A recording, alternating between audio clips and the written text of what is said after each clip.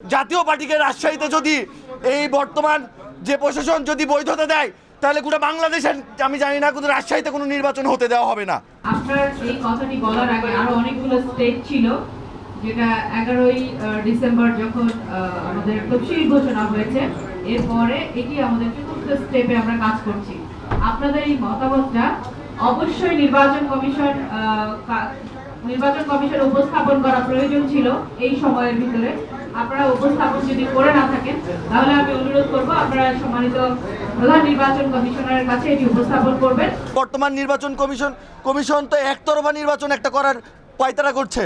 তারা জানে না যে বিগত সময় কি হয়েছে। বাংলাদেশের জনগণ পর্যন্ত সবাই জানে যে বিগত 17 বছর কিভাবে এই বাংলাদেশ শাসন হয়েছে, কিভাবে লুটপাট করা হয়েছে, কিভাবে নির্বাচন করা হয়েছে। তারা জেনে শুনে কেন এই জাতীয় পার্টিকে এই প্রতীক বরাদ্দ মানে জাতীয় পার্টিকে বৈধতা ঘোষণা করছে। আমরা নিজেরা কোনো ডিসিশন নেই না, এটা আইনের কথা, আইনের কাজ করি। তো আপনাদের যদি কোনো বলার কিছু থাকে অবশ্যই সেটা বলবেন এবং সেটা প্রপারলি বলবেন। আপনাদের লিখিতও বলতে পারেন, নির্বাচন কমিশনকে আমরা সেটা পাঠিয়ে দিব। জেলা প্রশাসক এক কথা আপনাকে বলেছে যে আইনিভাবে আপনারা কেন আসেননি, আপনাদের কি কোনো ব্যাখ্যা আছে? আমাদের লিখিতভাবে দেওয়া হয়েছে, অবশ্যই লিখিতভাবে দেওয়া হয়েছে এবং আমরা আবারও আজকে লিখিতভাবে দিব।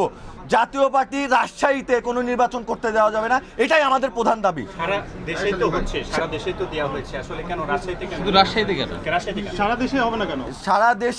সারা দেশে তো অবশ্যই জুলাইকে যারা ধারণ করে তারা তো অবশ্যই তারা সোচ্চার হবে।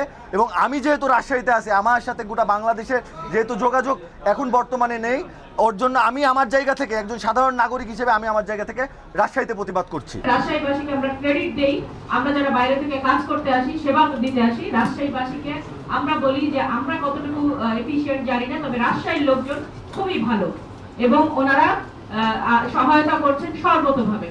তো আপনাকে আমি এই বিষয়ে এই মুহূর্তে আপনাকে আমি কোনো সিদ্ধান্ত দিব না। ইসি থেকে সিদ্ধান্ত আসলে সেটি আমরা জানাবো এবং আপনার যদি কিছু বলার থাকে দয়া করে আমাকে একটা কাগজে লিখে দিবেন, আমরা ইসি কে আজকে এখনই ফরওয়ার্ড করব।